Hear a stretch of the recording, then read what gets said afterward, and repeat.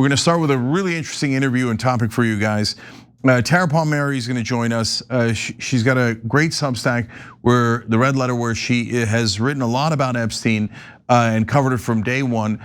And now she's got a breaking news about John Kerry, the former Democratic presidential candidate and Secretary of State, and his relationship with Jeffrey Epstein, let alone all the other Democrats, let alone foreign diplomats, a lot of names you might not have heard before.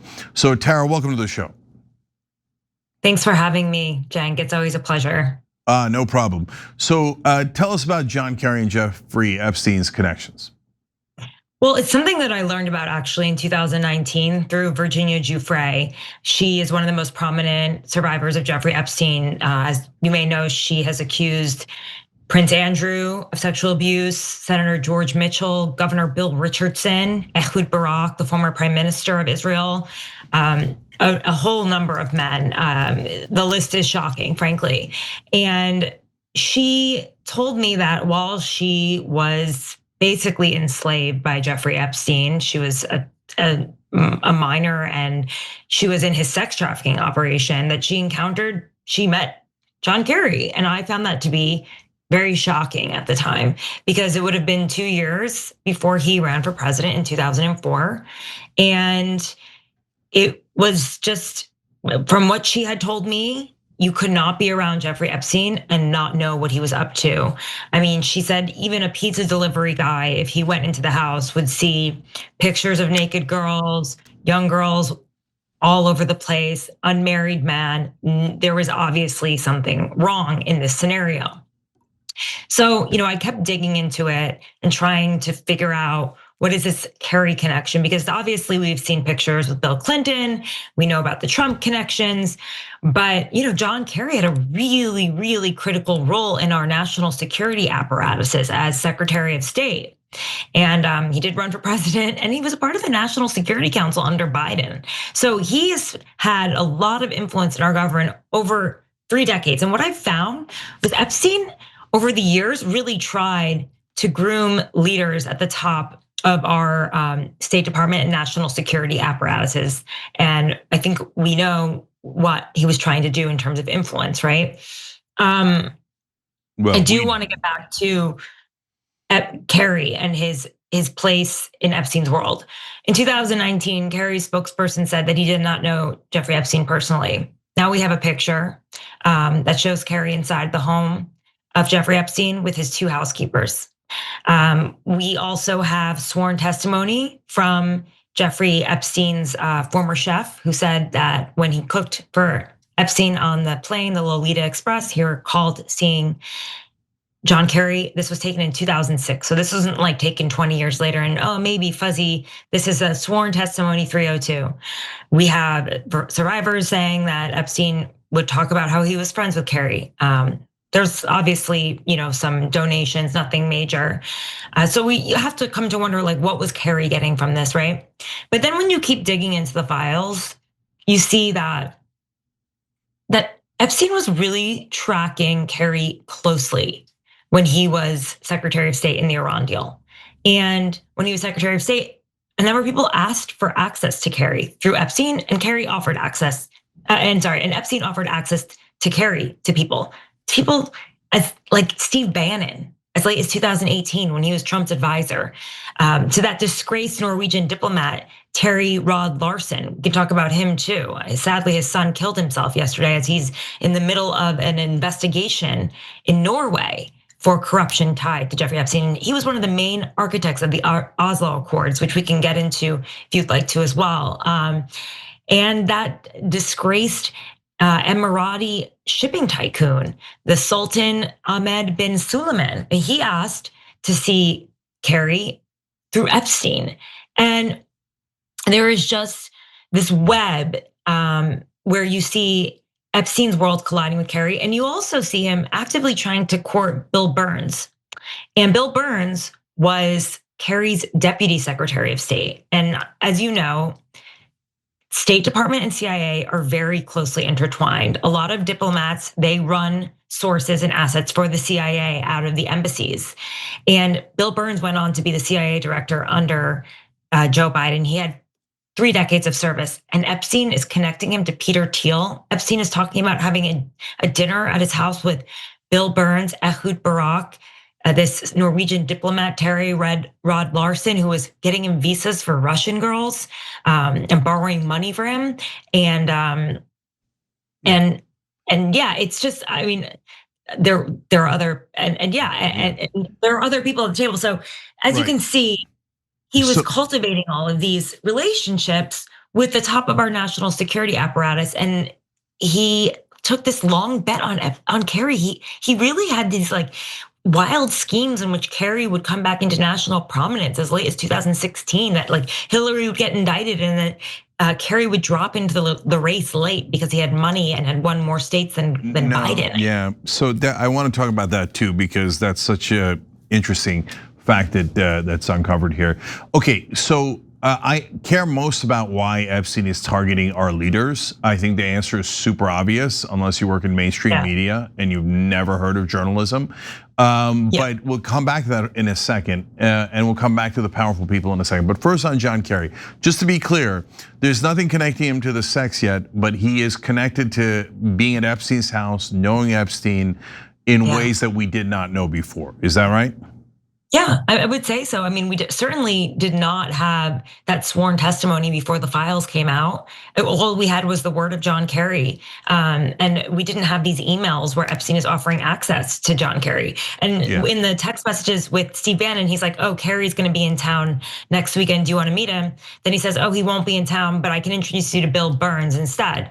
And now I asked Kerry's team about it, and they say he wasn't in Washington at all in 2018. It's just the most absurd statement to make. Yeah, that would be so weird if people in power were lying about their connections to Epstein. I mean, it's not like Howard Lutnick or anyone else would do that. Yeah, suddenly he was on the island too. And you know what's the crazy thing is like Bill Burns was invited to the island too, he and his wife, and he said he wished he could go, but then he had to change plans to actually work at the State Department. And this is after when Epstein was a sex offender.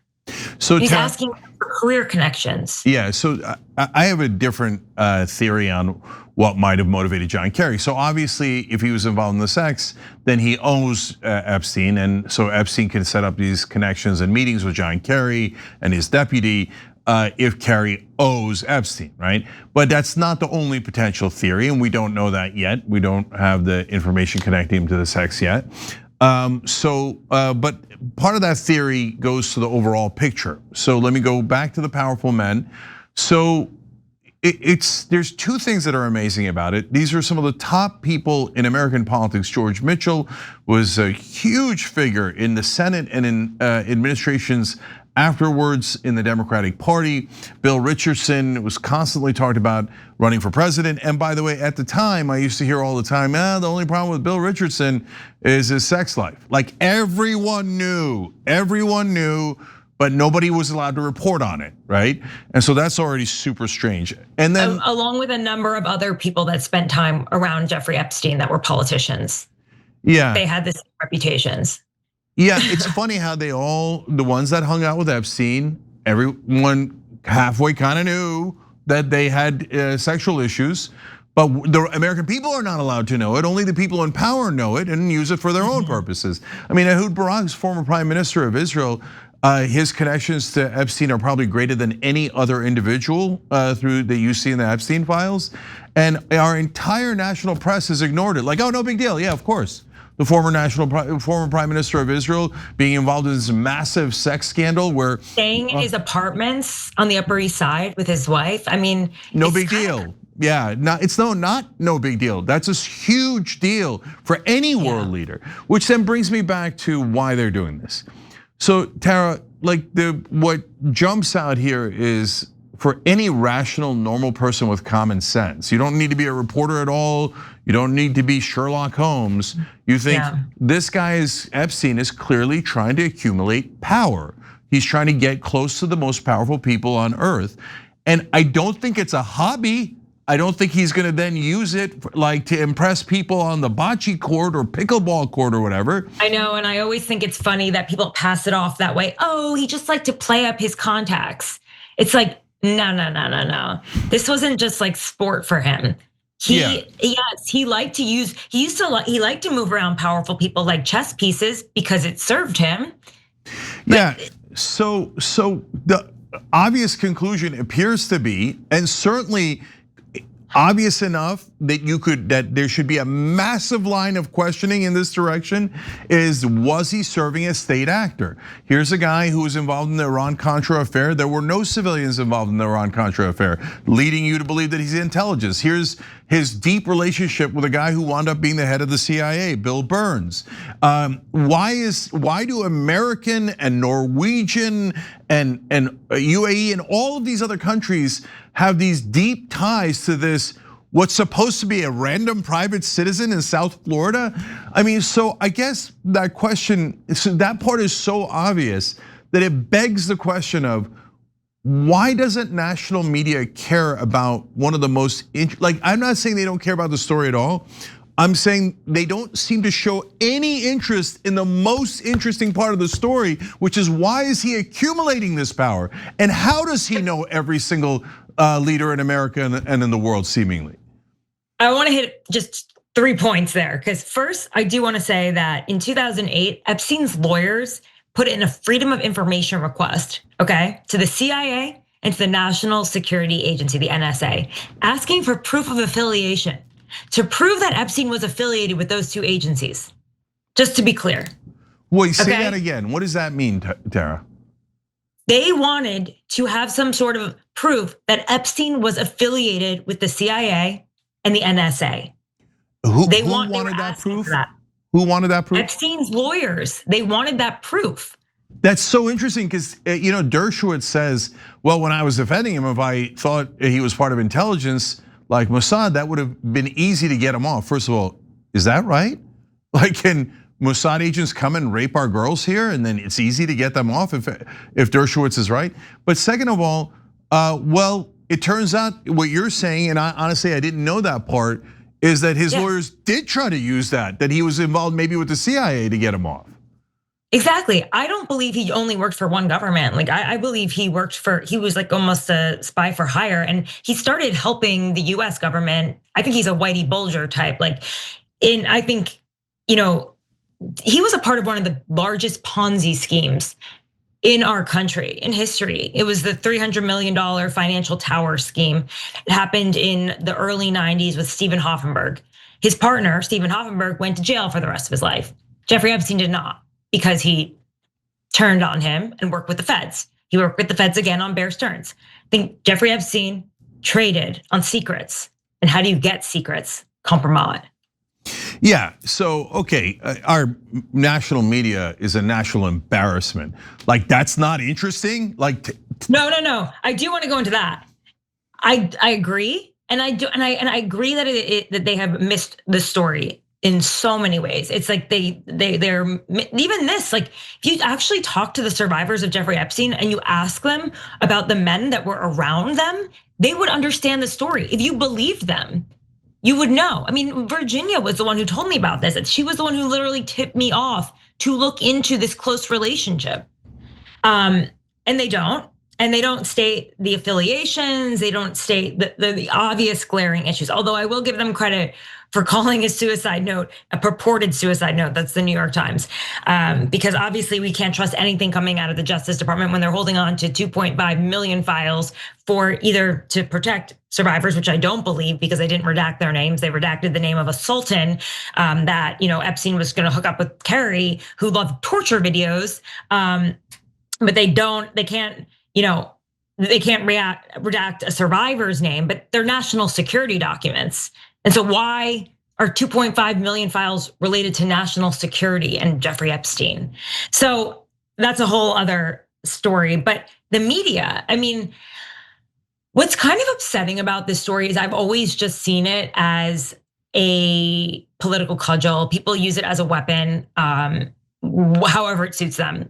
The liberal media did not think it was useful back in 2019 when the story broke. You guys were covering it. I remember that because you had me on your show when I did the Broken Jeffrey Epstein podcast, and I traveled around the country trying to find witnesses to corroborate Virginia's abuse. But they just didn't really care, right? It didn't have a purpose for them. And so they were only interested as much as there was a financial aspect to it, but they wouldn't get into the national security concerns, which were obviously glaring considering the people he was spending time with, right? And that was before we even saw the full scope of the files and who he was supporting and the people he was close to and the actions that were so obvious, like old school honeypot compromise, KGB style, frankly, information gathering. You see in the files that his pilot tells him, I got these cameras, they're so small, I can put them in the Kleenex boxes so no one can see them.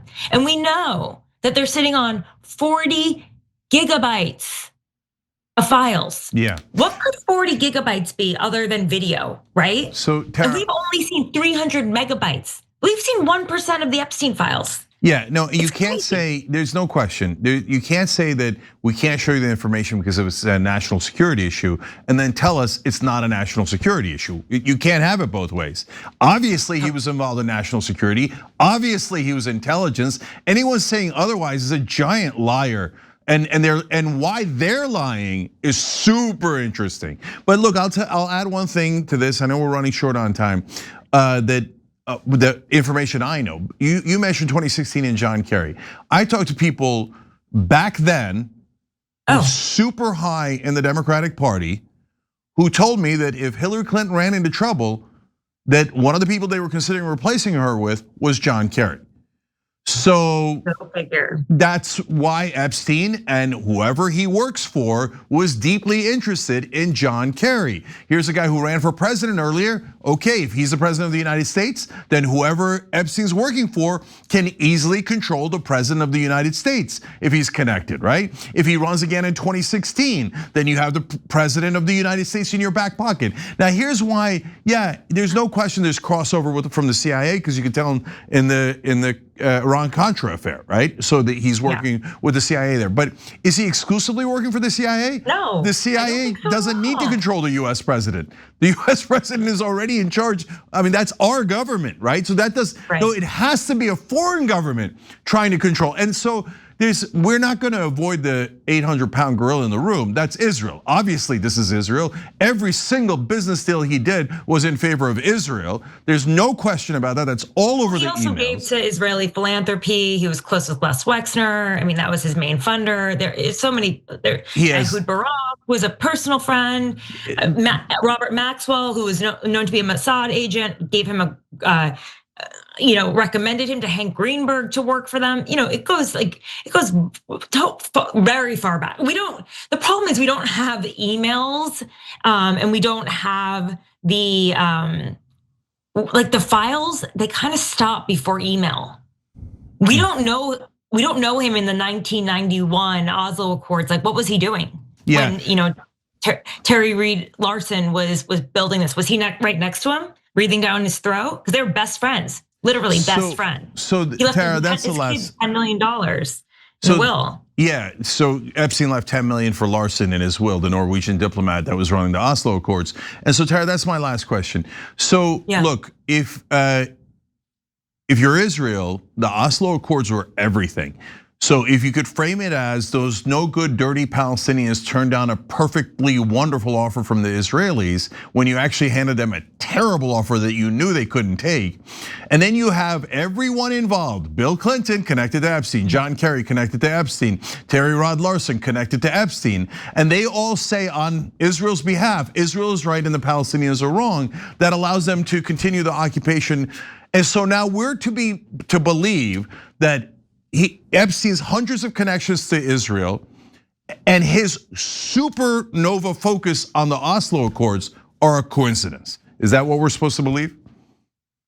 I mean, Rod Larson was the one that we know for certain has a focus on was the architect of the Oslo Accords, but he was trading emails with Epstein almost every single day while Kerry was in Iran. They were trading thoughts and news clippings on everything he was doing there. So they were both watching it super closely. That is what I can speak to based on the files. I don't know if Jeffrey Epstein was present around the time of the Oslo Accords. I wish I did. I just don't have the sourcing to tell you. Yeah, but Tara, he doesn't have to be present. He just has to tell his, Rod Larson, who's randomly, apparently his best friend is the guy who ran the Oslo Accords, that he's such a good friend that he left him $10 million as a thank you gift.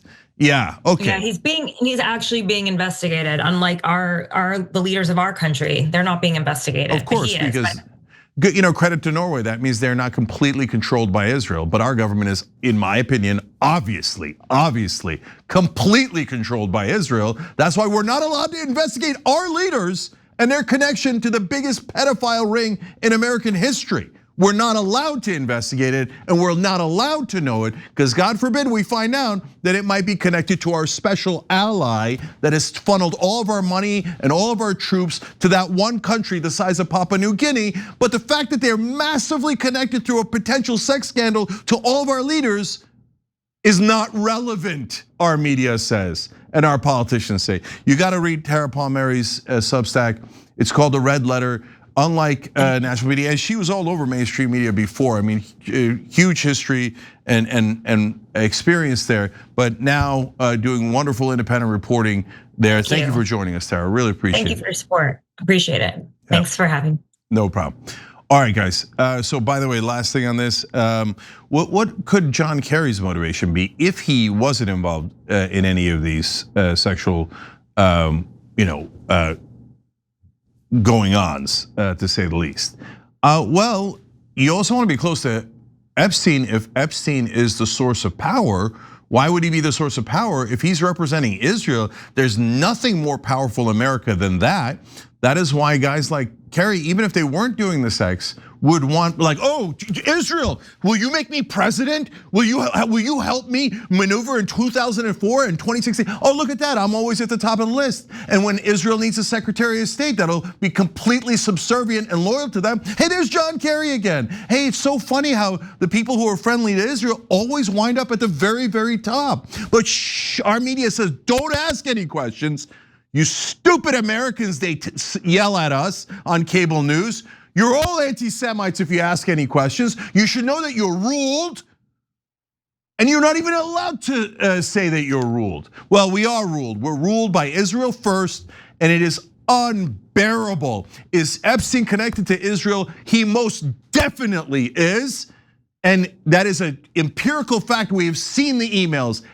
Every deal he tries to organize is on behalf of Israel, procuring cyber weapons for Israel, working with the very top Mossad agents. By the way, Robert Maxwell, also the father of Ghislaine Maxwell. They're insulting our intelligence. They're saying, shut up and be ruled and oppressed by Israel. And if you dare try to defend America and its freedom, the supporters of Israel in this country will terrorize you and try to destroy your life. Well, I'm sick of it. We gotta break our chains from Israel and regain America's freedom. Every time you ring the bell below, an angel gets his wings. Totally not true, but it does keep you updated on our live shows.